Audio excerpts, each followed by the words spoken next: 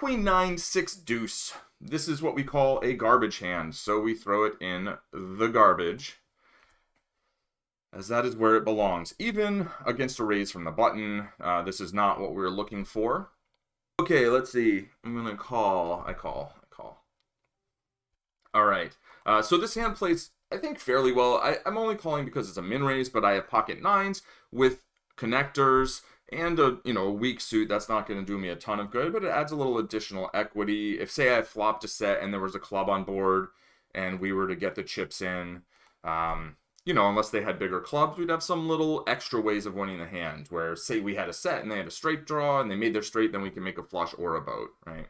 So always helpful to have a suit, even if it's not a big suit, but of course big suits are more helpful. This hand I will raise on the button, but against a raise I will fold it. Facing a raise, we generally want to have a stronger hand than we would raise with in that position.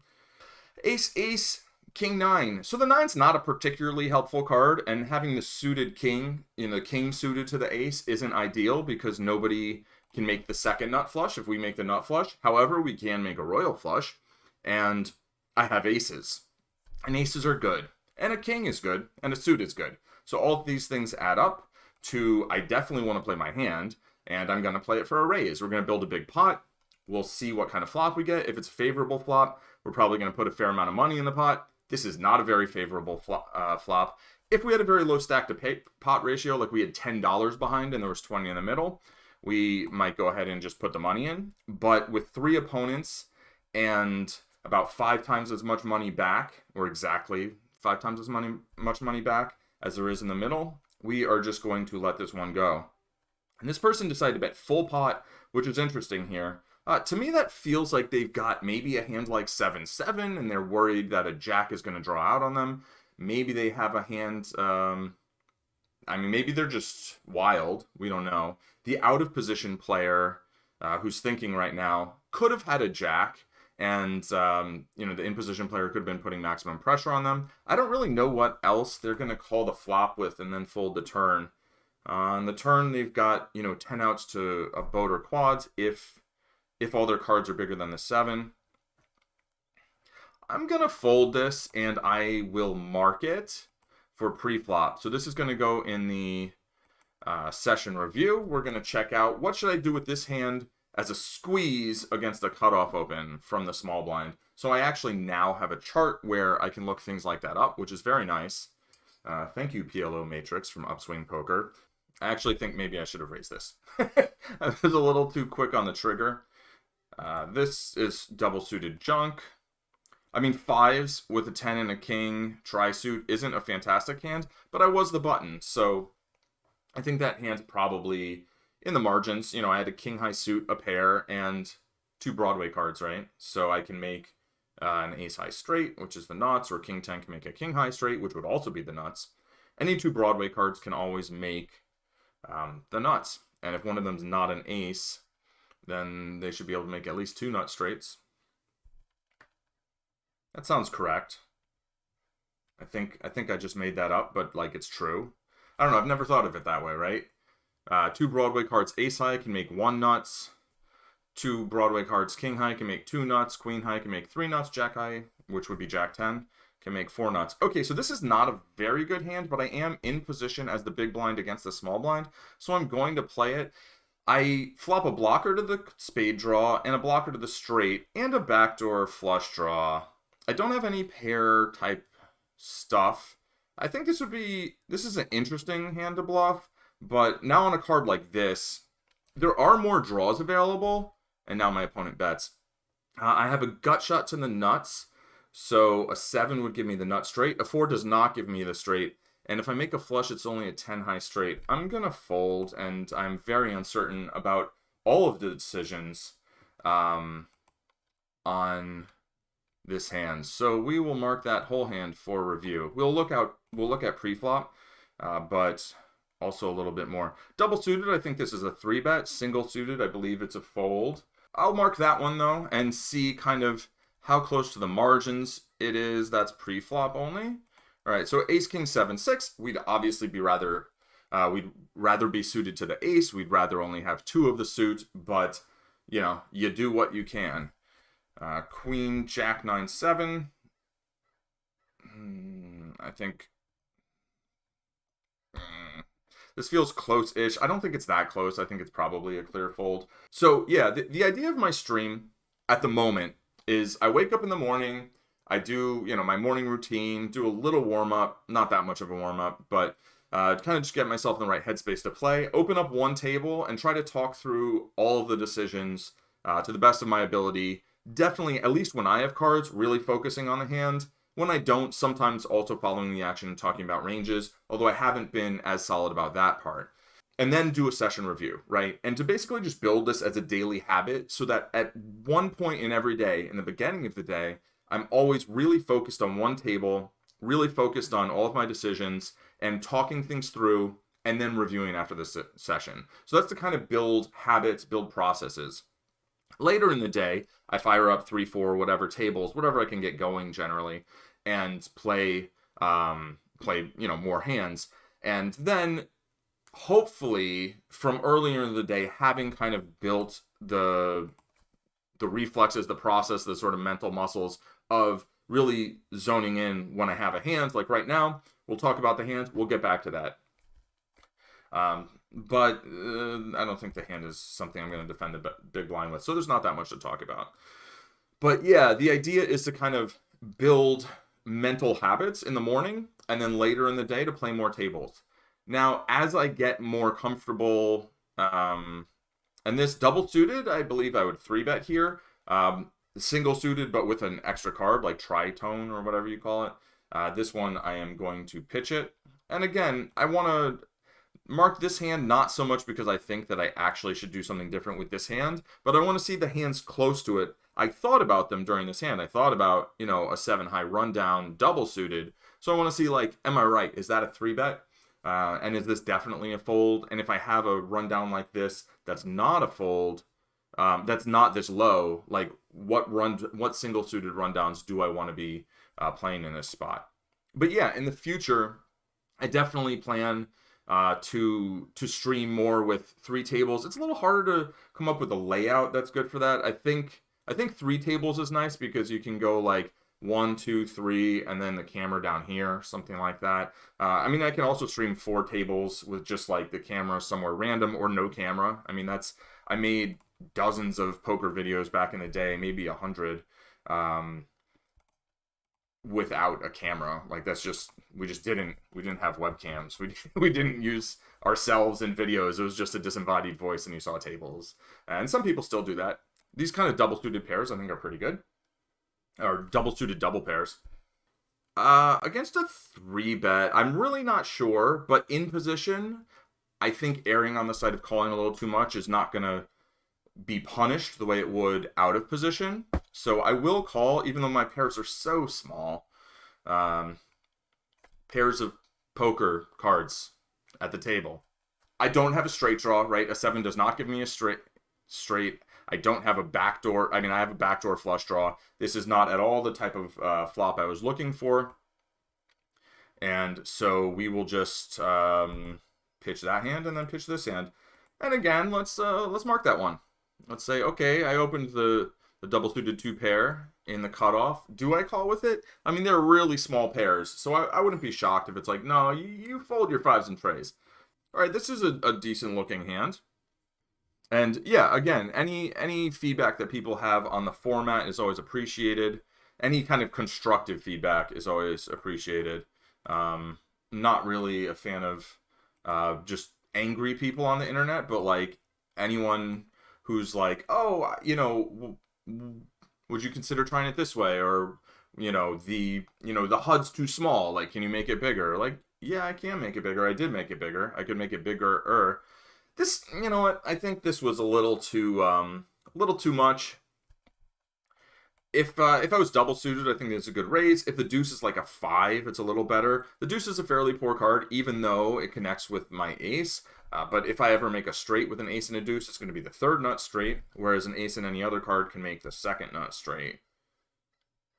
And I mean, I can bet just because I raised before, but I actually think there's a vague chance my ace king is good, and there's definitely you know, I've got 9 outs to top. And if I were to hit that, I think there's a good chance I win. So a pair of 8s takes it down. And maybe I could have gotten these people to fold those hands. I mean, their hands were as good or better than mine, I think, pre-flop. So my mistake that hand, I believe, was pre-flop. A double suited 7s, right, with a 5. The queen doesn't connect to any of this. If the queen were like a 6 or an 8, this is a hand that I would be giving some consideration to playing. But I think I just go ahead and fold that one right there. And this is not something that I want to put in a bunch of money in a multi-way pot. I would raise the button. All right, so I'm going to move to trying to narrate each hand as it comes along, as in what the other, what the other players are playing, like what their ranges might be. We have a limper and then a razor. The razor isn't super aggro, but I think they're going to have, on this flop, they can have some air, they can have some rundowns that hit the 8, they can have some like overpairs, ace, king, queen type stuff. Probably mostly with flush draws if they were willing to bet them on the flop. And now they should pretty much be deciding, do I want to put all of my chips in with this hand or not? Because the other player has put them to a decision for, more than half of their chips. And if they put more than half of their chips in here, not more than half of their remaining chips, but overall they would have put more than half of their stack in on the flop. There's not really a whole lot that you want to be like folding, just not like turns. You don't want to be folding turns for less than you put on the flop, really, I think. So I wonder what they have. They could have like kings with a king high flush draw and be very conflicted. They might have something really weird. They could have like some rundown that hit the 8 and they bet and they felt pretty good about it. And then when they got check raised, they're like, oh no. Not suited to the 8. I'm gonna fold. Suited to the ace. 8. We want to be suited to the ace and have the nut flush draw potentially. We'll throw that one in the thing too. I think I can raise this from the small. No. Okay, so I thought we were the blinds. I misread the situation. Time to take a beat and look and say, okay, where am I now? I should have ace in my range. I 3-bet pre. This isn't a fantastic board for me, I don't think. I am going to flop a lot of kind of Broadway wraps and the queen. They're going to have some queen, not a lot of 10-10, and like king is a possibility. I could have bet and tried to get them to fold like king, but I think I don't really want to double down on my error, and I don't think that this is really the board. It's like close. It's close to something that now I can start kind of repping some things because, I mean, I guess I have a backdoor Broadway draw, backdoor wheel draw, backdoor flush draw. It's a lot of backdoors. So I think betting the flop would have been kind of reasonable. I was going to click on pre-flop, but that's not, I don't even think that's a hand really to review. And then here I'm going to fold. Yeah, I have 8s, but the king and the 3 are pretty useless cards. Sometimes we have a way that we want to do things, and then we take a misstep, whether it's, not following our previous instructions to ourselves, or, misclicking or misreading the situation because we weren't paying quite enough attention to exactly everything that was in front of us, right? We weren't, like, reading the numbers. So I think it's really important to not let that one mistake then snowball into a bunch of larger mistakes, right? Like, take a moment, collect yourself, realize that you made a mistake. At some point, take a moment to figure out, this is interesting, they've raised 1 penny less than the maximum. Okay. It's like a discount, like, for just $3.49, about $3.50, I don't know. Yeah, but like, realizing that this one mistake doesn't have to like define your whole experience. It's a thing that happened. Okay, you can't undo it. You can learn from it, and some mistakes you can try to correct, atone for, whatever, kind of make up for, depending on, what the consequences are of those. The consequence of that mistake was I was in a large pot out of position with a mediocre hand. But part of a strong range. So I need to consider, okay, I should have a strong range here. So can I trade on that range? If the flop had come ace high and I had like a pair of aces, well, I'd be blocking top set. I'd be blocking aces up and stuff. And my hand may or may not be that good, but because my range is so strong, that might be a spot where I do want to say, okay, let's go with it, you know? But as it played out, it wasn't. And there's no need to really like hang on to our mistakes. Like extract the lesson when we have time and move on. Let it go, right? Extract the lesson and let the chafe, I don't know. I don't know enough about farming to really come up with the right metaphor here, I think. We have a raise from the hijack, a cold call from this loose-ish player, and then a 3-bet from this fairly aggressive small blind. So I would say, like, yeah, they're supposed to have all the ace-ace, and nobody else should have any or much of it. I think the person who called on the button could have it occasionally. Half-pot bet, this, I mean, they could probably even bet less. Yes, there's a flush draw there. I'm not hating on their half-pot bet. Wow, they get jammed on. So if they have ace-ace, they should snap call. They haven't, so they probably don't have ace-ace. They have ace-queen. They both have ace-queen. Wow. Okay. Okay, so they 3-bet with ace-queen-10 tray, double suited, but the worst kind, right? So that it was suited, the second suit was to the 10 instead of the queen. I'm curious. I'm going to mark that one for pre-flop, and hopefully I will remember that that's the player. I want to look at how is that in terms of a squeeze, right? Because it seems reasonable, but I'm not sure if it seems like good, like best.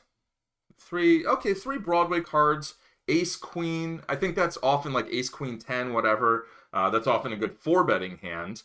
You're unblocking kings. I think when 3-betting, having a king makes a lot of sense because then you're blocking aces and kings. And so you're more likely to run into smaller hands. I don't think kings are folding that often. Well, I guess they're folding some, right? So I've got a rough Badoogie here. Rainbow hand. Unpaired. Clear fold. I was contemplating opening this on the button. Well, they're gone now. So, whatever we'd learned about them is no longer relevant in terms of further hands at the table. But I saw them open limp one time, but overall they played 22-15, meaning they voluntarily put money in the pot, 22% of the hands, and they raised 15% of the hands. These are very solid looking stats. That's over 27 hands. So I'd say, okay, we saw them open limp that one time. Could have been a misclick, or they could have had some reasonable thought process behind why they wanted to do that with these players behind them. Maybe they wanted to limp, and then they think this player's going to limp, this other player's going to raise, then they're going to back raise with some particular hand. So, looking at we see the one instance where like, is this kind of a loose passive player? And then we see their stats are like, oh, no, they're not. So, sometimes you can have multiple factors that are kind of counterindications of one another. And you just kind of need to sift through those and try to figure out like, all right, what's more important here? And I would say what's more important is over 27 hands, they played about the correct percentage and they raised about the correct percentage. I don't know what's optimal, but this certainly isn't terrible. It's at least in the ballpark. Maybe too tight. I don't know. I mean, so far over 25 hands, I've played 12% and raised 8%. So I'm playing even tighter than they are. In this rake structure, I think it's justifiable with the players on my right being, half the pots basically have been raised by the time it gets to me. That's going to constrict my range because I'm not going to have as many opportunities to raise myself, right? I'm not going to be able to raise coming in. So that's going to kind of constrict my opportunities. And your stats are going to be a function of the environment in which your hands are played. It's always important to remember that as well, and not like aim for certain stats. I wouldn't even know exactly what to aim for right now. I mean, I've seen in different games how the conception of what's optimal has changed over time. I'm pretty sure that in a 6-handed game, usually you're supposed to play more than 12% of your hands, but sometimes in certain lineups and certain rake structures, you're supposed to play a lot tighter than in other lineups and other rake structures. So I think I can play this because I've got 3 Broadway cards, a wheel card, which is not a deuce, and the suits are kind of optimal, right? Maybe having the ace and the 3 suited is a little better, but on this board I flopped huge. I'm gonna just go ahead and bet straight away. Half pot I think is at least a reasonable bet sizing. By huge I mean I have a gut shot to the nuts, I have a flush draw to the nuts, and I have middle pair. So middle pair might be good, it might be the best hand, so I could get called by some wrap and I could end up just winning with a pair of queens. But also it blocks a set of queens, and it blocks king, queen, and queen, whatever the low card was. So it's a multi-purpose card, right? It gives me some value and some showdown value. I could make a runner boat. If you don't flop a pair, if you have 0 pairs on the flop, you can't have a full house on the river, right? But if you have at least 1 pair on the flop, then you can have a full house on the river. And having a runner boat draw is a thing that, it makes a difference. It doesn't always make the difference, but it is a factor, right? So that's just a little extra thing, and that's why I said I flopped huge. Yeah, I flopped bottom 2 pair. So I had queens and 3s, so I really did flop huge. I didn't even have a runner boat draw. I just straight up had a boat draw. I had a gut shot and a nut flush draw. So if you were wondering whether or not I would have bet that flop without the 2 pairs, I would have, because I tried to. Giving free cards in PLO, it's not that it's never a thing, but often just like we don't want to just be like, oh yeah, go ahead, realize all your equity, right? Like if we flop a boat or a straight flush or whatever, it's like, okay, go make a hand. But like somebody can always make something in this game. Pretty rough kings, right? The jack goes with the kings. I think I can play this because I have the jack with it. All right, having the open-ender to go with the kings, they're going to have, I think, a fair number of, they're going to hit the board, they're going to have some pairs and stuff. If I'd been paying more attention to this game, I would have more confidence in terms of, has this player been doing check raises, stuff like that. I am blocking a lot of their draws, so I think they're going to have a lot of pair type hands. I think I can bet half pot again, plan to check back the river, and if the river's an ace or a 9, then bet. And if it's a king, maybe bet also. If I get checked to, there will be a number of straights, but I'll be blocking them, both straights with the jack. And here the 4 is a fairly poor card. Having the 4 in my hand, and by poor card, it's not a poor card. It's a brick, right? So I take that back. Scratch that from the record. And I'm going to check it back, and I'm going to beat, Queen X, and I'm going to lose to like 2-7, and or 10X, right? And they had the nut flush draw, and they had a 10. So on the flop, you see they had 51% equity. So we were kind of like flipping on the flop. But because I was in position, betting gave me, like, I had more options on the turn because I was in position. And so I think a free card on the flop might have been okay, but I think, I can keep betting the turn if it's a good turn for me, which it was. It was a fine turn. And I can check back if it feels like it's a bad turn. If it's going to give them a lot of 2 pair or a straight. If it was like a jack, maybe I check it back. But on the turn, I can get value because all of a sudden, they had tons of outs on the flop. They still have those outs on the turn, but they only have them with 1 card to come. On the flop, they have 2 cards to come. So they go from 51% equity to 33. And at 33% equity, we put money in, and I get 2/3 of that money back because I have the other 2/3, the other 67% equity, and they get 1/3 of it back. So let's say we each put in $15, right? I put in 15, they put in 15. There's 30. I get 20 of that back. They get 10 of it back. So I've made $5 in expected value. This hand looks interesting. Oh, they went for the nut blocker bluff, and it didn't pan out. So one thing that happens is they went all in on the turn, representing the nuts, but they didn't have more money left for the river bet. And if they did, their turn bet would be a lot more powerful, where the player in position would be like, I've got to call this big bet and another big bet. And so you potentially can, it can be a lot more effective that way. This hand double suited, I believe, is going to be a 3-bet. Single suited, I'm going to flat and tri-suit even. So worse than single suited. Now I'm double blocking the straight. This makes this a very interesting sort of bluffing candidate, but I also have top pair. I don't know how much of a leading range I should have here. I'm gonna check. King is gonna give me the nuts, and 8 will give me the second nuts, which I think will very often be good. This player, the fact that the button has been so passive with certain hands makes me feel less like betting here. Hmm. If it weren't for that, maybe I just go ahead and pot it, honestly. Like this is such a good bluffing hand, but I do have that top pair, and I'm blocking ace ace. I think king king is going to show up from the button a fair amount. What did show up? Nines and fours. Yeah, so I don't think that's a hand that player is folding on the turn. Maybe if I go like pot pot or something, maybe I can take it down. You know, bring some ruckus, as is said. But I think I would have had to like really go with it, and that's just not that that's not a player that I like ever want to be bluffing with. I don't think that's the right approach, right? It's not like, oh, this player is loose and passive and they like to call a lot. Never, ever, ever bluff them. I don't think that's true. But I think we want to be like we want to have good blockers like I did, but we also probably don't want to have too much. I mean, on the turn I had pretty good equity, right? On the turn I had 38% still, even after they turned the two pair. So on the flop I was a favorite.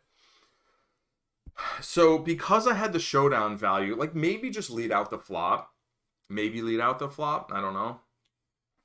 All right. So I've got sevens with an 8 and a 5. The 5's a pretty good card. The button has been on the tighter side, and the big blind is maybe somebody that I'm interested in playing with. So I think because the first two players on my left are on the tighter side, I think this gets through a little more frequently.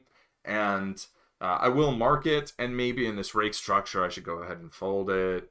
But the key is that the 3 ranks all connect. The 8-7 is nice. It's suited to the highest card of this of its kind, and sevens are a reasonable pair. Kings and sevens, there's a chance that I win. I'm just gonna check this back, and I'm gonna beat some hands. I mean, if they have a queen, they're gonna win, but they don't. They don't. They have 0 pairs, and I have 1 pairs. I actually have 2 pairs, including the pair on board, and they technically did have a pair of kings, but they made no pairs outside of the board itself. So first question, we have 7-7-8-5 in the cutoff. Do we play this? So we're the cutoff. This is a raise first in range, right? 7-7 with a single suit, and it wants us to play it with an 8 and a 6, but not with an 8 and a 5. So this was just a little too loose, right? We should raise and then call a re-raise if we have this with a 6 instead of a 5. But this hand, it doesn't particularly like. It wants us to fold it. So a little too loose. I get a flop, king, queen, tray, right? I don't think I'm getting a lot of king to fold, queen to fold. I don't have any relevant blockers at all. So they check, I just check it back. This is sort of like, yeah, I was hoping to steal the blinds, and if I didn't steal the blinds, I was hoping to flop good, and neither of those things happened, so check, check. Turns a 4, I pick up a gut shot, so I'm blocking some straight draws, and I have a weak straight draw of my own. If a 6 comes, if it's not a heart, then I'll have the nuts, and I'll have an extra blocker to the nuts, so I'll be even more likely to have the best hand all by myself. And I think, yeah, let's take a free card. And again, like my sevens could still be good. You could take a stab here, but I'd probably rather have a little more relevant blocker type action. Check, check, and then the river's a king, and they check, and I've got showdown value. And if I had no showdown value, maybe I take a stab here. If I have like 5, 6, 7, 8, but truthfully 5, 6, 7, 8, I'm betting that turn. So I don't think I'm going to have a whole lot of bluffs here. I'm not going to have a whole lot of value bets. Maybe if I had a hand like ace queen or somehow had some kind of weak king x hand. All right, so this was the hand where I was thinking, how can I analyze this pre-flop spot? And I think I can just kind of pretend that I'm the small blind and this is the big blind. Having said that, I think flatting in this instance makes more sense than flatting in the other instance, because I know that this one person has cards that they think they probably want to play. And in addition to that, I'm I mean, my position is like the small blind. I've got an extra 50 cents in though. So I'm going to take a look at that first. It wants to raise and re-raise, just jam it from the small blind with this hand if it's double suited, and to raise and then fold to a 4-bet actually if it's this is the bad suit, kind of, right? I don't know if, I mean, I've got the extra card. Basically, it wants me to 3-bet here, but it's unclear on whether or not I should call a jam because, or a 4-bet, or whether I should come over the top. Actually, it never wants me to call a 4-bet. It wants me to either 5-bet jam or just fold. Interesting. I think we've gotten enough out of this hand, though. Except there might be some post-flop action. Was there some post-flop action? There was. Oh, yeah, this was a very interesting post-flop hand. I think leading out is reasonable. Basically just repping King-Jack. I'm double blocking the nuts. I'm also blocking top set. So it's hard for anybody to have anything they're super jazzed about. And I could probably just go pot, pot, pot. And basically be like, hey, what's up? Like, do you want to put all your chips in here? I could go a little less than pot also. And then have a larger river barrel. And I have outs to the nuts, right? I mean, yeah, only a king is the stone colds. But because I've got 2 jacks, an 8 I can be fairly confident in. And, you know, as I was talking about before, like I can make a runner boat. So I think this would have been an interesting spot to throw a bluff out there. On the turn, again, like the 4 is a very nothing card. Nobody has a flush draw. It's hard for people to have straight draws because I have 2 of the jacks. And it's unlikely anyone has a set or like top 2 pair. I think they can check the flop, but I think they bet that some of the time. So I think, again, this on the turn, going for a bet is a interesting possibility. And then the river, by the time the river comes out, like I've got an ace queen, and that's going to win sometimes. And if it's not good, I don't think I'm going to get these players to fold the hands like 2 pair all that often. So I think if I wanted to bluff with this, it would be more as a high equity bluff on the earlier streets and trying to get king to fold, trying to get ace to fold. The thing about king is it knows it's like blocking king jack also, so it can use itself as a bluff. Although I'm not sure that these players would be doing that. So I'm okay with how I played this hand, but I think it's important that on the flop we think about this is a bluffing candidate. And on the turn, we think this is a bluffing candidate. And on the river, it's like, okay, let's probably take a showdown. And just, we lost, but that's okay. All right, 10, 9, 8, 5. There's a raise and a... Ah, yes, okay. So now I remember. I'm looking at my hand like, what was I thinking? And we will see what they had. And this ace, queen, 10 tray... It was double... Oh, yeah, it was double suited, but it wasn't like the best double suited. Because it's suited to the ace and the 10, not to the ace and the queen, right? The ace and the queen are the same suits, so we have an ace high flush draw and a 10 high flush draw, potentially. All right, so we are going to look at what was the pre-flop. It's a squeeze against, I think, a cutoff, right? No. So hijack raise, small blind squeeze. So we're going to look at small blind versus hijack. Multi-way. Small blind squeeze versus hijack. Where is it? There's versus cutoff and there's versus under the gun? What? I have to interpolate? Big blind versus... Okay, small blind versus cutoff. Small blind versus under the gun. Oh. I'm sad. Interesting. It's possible that I'm missing something here. But let's think which range is closer. I think under the gun is going to be closer, right? Low jack and hijack are more similar ranges than hijack and cutoff. There's a little more distance. As you get closer to the button, the differences between the ranges increase. Right? And again, there's more difference between the button and the cutoff than between the cutoff and the hijack. Okay, so small blind squeeze versus low jack. And they had ace, queen, 10 tray. So we'll look at ace queen double suited. Ace queen with a 10 and a tray.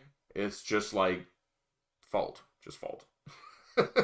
It's not even close. Like ace queen 10-7 is just fold. It wants ace queen 10-8, ace queen 10-9, ace queen 5-4 it likes. It also wants to use that as a raise call. The only hand it's raise folding is ace queen jack 8 double suited, right? So, and that's only with the best version of that hand.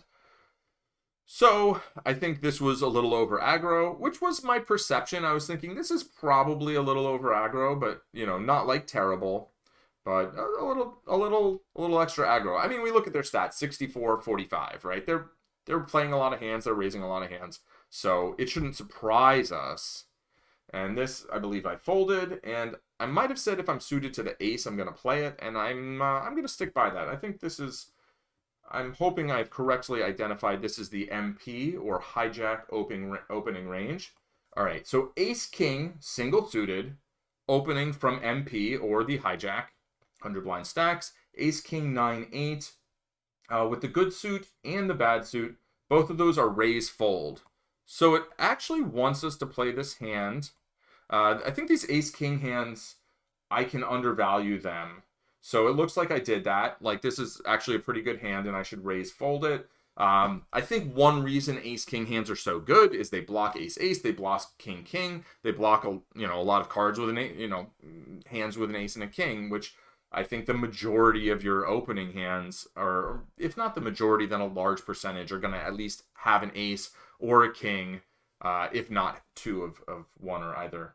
But let's go back to under the gun or low jack range and say with ace king single suited, what are we going to do here? Ace king 9-8, also raise fold in both positions with good suits or bad suits. So my mental note is going to be ace king 9-8, open from any position, right? And fold to a raise in general. Suited or single suited. If we go to, I want to see rainbow. Rainbow, I'm going to say, is going to fold. Rainbow's a fold. And if I go back and I look at MP, though, maybe, I think Rainbow's probably still going to be a fold. There's this toggle button for looking at Rainbow. 9-8, no, 9-8, ace king 9-8 Rainbow in this position and wants us to raise and then fold to a 3-bet. Whenever I say raise fold, that means not raise or fold. That means raise and then fold if 3-bet. A lot of pre-flop questions, and I think early on you just gotta do the work. You gotta do reps, right? Just look at charts, come up with heuristics, remember what you can, develop a good idea of what's close, and then develop an increasingly more sophisticated idea of which close hands are on this side or this side, what other factors are going to swing something one way or the other. Okay, ace king queen deuce. I decided to go ahead and raise. What do I want to compare this to? I mean, I think it's definitely going to be a button. I was thinking, maybe let's look. Do we open this hand in the low jack, right? I was guessing no because the deuce. But ace king and ace king queen, I think, is very easy to undervalue. So we'll look at the single suited and ace king queen deuce with any kind of suited variety, even this, which is the worst, where it's not the worst. It's suited to the ace, which is good, but it's got the king, so it's not the worst at all. This one's fine. So it wants us to raise this hand in the low jack. So we open this in the low jack, right? Given that, I think I'm fine with this raise. Though, again, I don't think it's great because I don't think it's going to play super well. And it's not like, I don't really have much chance of, like, I'm not going to win the pot before the flop, right? So that's why I think actually checking it is good. Raising it is justifiable, but because of the rake, I think just checking is better. All right, and we flop nothing. And just like no one seems to want any part of it, we still have nothing on the turn. Pretty easy for the button to maybe have a 4 and have checked it. I could think about betting here. I did think about betting, but ultimately I thought, you know what? I have ace king, and like maybe nobody has a pair, and I can spike an ace king or a queen, and like that's probably going to be good. So we just went ahead and pretty much gave up on the hand, but with an understanding that like ace king ain't nothing, right? There is a chance that this hand is going to actually win. I'm pretty certain this is going to be an open raise. I'm going to say I am certain. This is an open raise. I get 3-bet, and I decided to go ahead and call, and I'm not sure about this, but I think in position, double suited, like they're so small. That's what I said. But I think, like, it's double suited, they're connected, in position. It can't be that bad, right? So button versus, just button, right? So we're going to, or button, where am I getting button? It's the cutoff. We're in the cutoff. We're going to look at double suited 5s. And then that's going to be 5s and trays. And that's raise call, right? So yes, double suited 5s. So 5-5-4-4, 5s and 3s, 5s and 2s. Those are all going to be raise and call a 3-bet in or out of position. It didn't even care about position here. So good. We've got a good chance of flopping a set. Like compared to Hold'em, we're like twice as likely to flop a set. We have 2 pair, right? We're also very likely to have a flush draw with maybe not as much when we flop a set, but we can have a lot of flush draws. And also we can have flush draw and backdoor flush draw. We can flop some wheel type things. If we catch like an ace deuce 4 board and they were the 3-better, like reasonable chance we win a lot, right? So I can get on board with this. I'm happy that I called this, and I think this was just an accurate play. And I think my reasoning and sense of like where this hand fits in with the scope of hands, I think these double paired, double suited hands are quite good, especially when they're connectors. So cool. All right, so we fold, and maybe at some point we develop some kind of heuristic, like let's say cut off double suited trays. Like 3-3-2-2 double suited we call, right? And let's just look at one more where it's like, let's see 8-8 deuce deuce or 7-7 deuce deuce. Even that we're going to raise and we're going to call a 3-bet. So I'm just going to say, if you open in the cutoff and you have a double suited pair, you see a flop. This hand was less about, what do I do with this hand this time? And more about what hands like this do I want to play in this spot. So this will be, let's see, small blind versus button. I'm going to say small blind versus button. And then we're just going to look at kind of what rundowns. Let's say this hand double suited first. Let's look at that. Okay, so 7-6. Oh no, I'm looking at 7-7. That's not correct. Let's look at 7-6 double suited. 7-6-5-4. We're folding everything this small, right? Double suited doesn't matter. It's just too small. So let's look at like 9-8 double suited. 9-8 7-6 perfect double suited rundown. Play that. Right? It doesn't matter which way it's suited to the 8 and the 7, whatever. So that seems to be the cutoff. 9-8. Well, let's look at 8-7. I don't think I looked at that. Okay, so 8 high. 8 high, we're going to do it. And 7 high, we're not. So basically, this hand double suited, fold. 8, just one card higher, 8-7-6-5, 3-bet, right? And we're playing, I believe, a 3-bet or fold strategy here. I think in the cutoff, this is just like junk, right? This was a single suited queen jack in the cutoff. 9-7. It is okay. So queen jack 9-8, queen jack 10-7 both play for a raise, of course. But 9-7 just misses the cut. Ergo, ipso facto, i.e., e.g., Colombo Oreo. We are probably going to play this on the button, I would say. Oh, still no. Wait, what? Oh, I went to the low jack instead of the button. That's not the direction we're going. All right, queen jack with 9-7. Clear play. We're actually going to raise and call it 3-bet with this if we open this on the button. We're going to have position. That's the thing. If you raise on the button and you get 3-bet, you have position. So...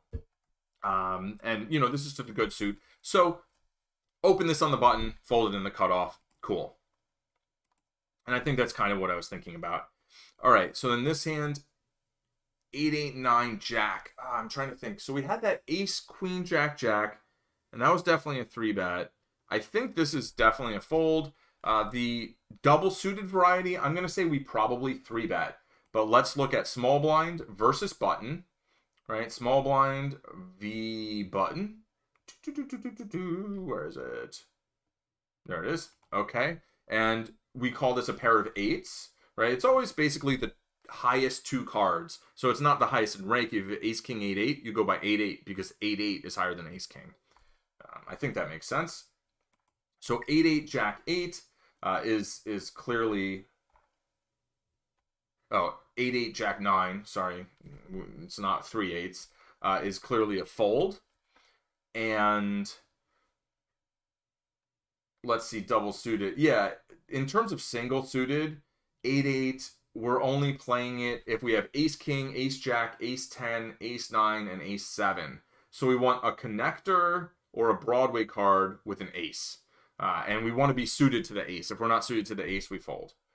So that's a little nugget, but let's look at this hand double suited, because my thought when I saw this was, if I'm double suited, I think I want to play this. 8-8, jack 9, and that's correct. 8-8, jack 9, double suited. We are going to raise, and we're actually going to call a 4-bet. And I think the reason we're going to call a 4-bet with a hand like this is that their 4-betting range is going to have a lot of ace-ace, ace whatever, and so our cards are going to be a little more live. Or maybe they'll have some rundowns and then our pair is actually ahead. I don't know. But I think mostly they're going to have, bigger cards than we have. So our cards are going to be fairly live. That's my guess. So yeah, this actually correct fold. But if double suited, would be a 3-bet, which is nice to know. All right. And now I need to look at these big blind ranges because I really... I haven't even looked at any chart for any of these kind of big blind ranges. So big blind versus small blind open, right? So the small blind raised, and we're in the big blind with jack 10, 8-5. Did I call this? I did. Okay. This is single suited. Jack 10, 8-5. I think is okay. Yeah, we call this. Yeah. Basically, if we have jack 10 and we have a suit, we call unless our other two cards are garbage, right? Which means they're like 6-3, 7-deuce, 6-deuce, 4-deuce, 3-deuce. So having jack 10, we're going to defend the big blind against the small blind. Against other raises, I imagine we're doing a lot of folding. So, yeah, this is good to know. Just a little kind of the kernel of an idea. And I think here's the thing. It's like I'm not looking up every single hand. How do we do the big blind versus small blind open? But seeing this one gives a little sort of feel like, okay, whatever other hands are about this good are clearly going to be plays. I have a blocker to a straight, and I have a blocker to the flush draw. I have no pairs. If I had one pair to go with, my blockers, I think I'm going to go ahead and bet here, especially if it's a 6, but even if it's like a 3, maybe not a deuce, I'm just not going to have a ton of hands with a deuce. Now I do have a flush draw. They go ahead and bet. I don't really have the tools to get a definitive answer here in terms of what I should do. I've got 2 outs to the nuts only, right? The 7 of hearts or clubs. The other ones make flushes. I've got a number of outs to a flush. And yeah, that's about it. So I think maybe heads up I'm supposed to call this because their range is supposed to be so wide. But I don't love my flush draw when they checked the flop and then they bet this turn. Why'd they bet this turn? Did they pick up diamonds? If they picked up diamonds, they're probably better than my diamonds. So I don't hate this fold, especially with the larger bet size. If they bet like $2, I think I'm peeling. I think it might be a fold. I'm not sure. But I think at least it merits some consideration. Let's see, because I have the king high suit and I have 2 Broadway cards and I have a pair. So let's see, 5-5 single suited with the king 10. What are we going to do? We're going to fold it. Jack, jack, king 6. Oh, what did I do here? Did I flat?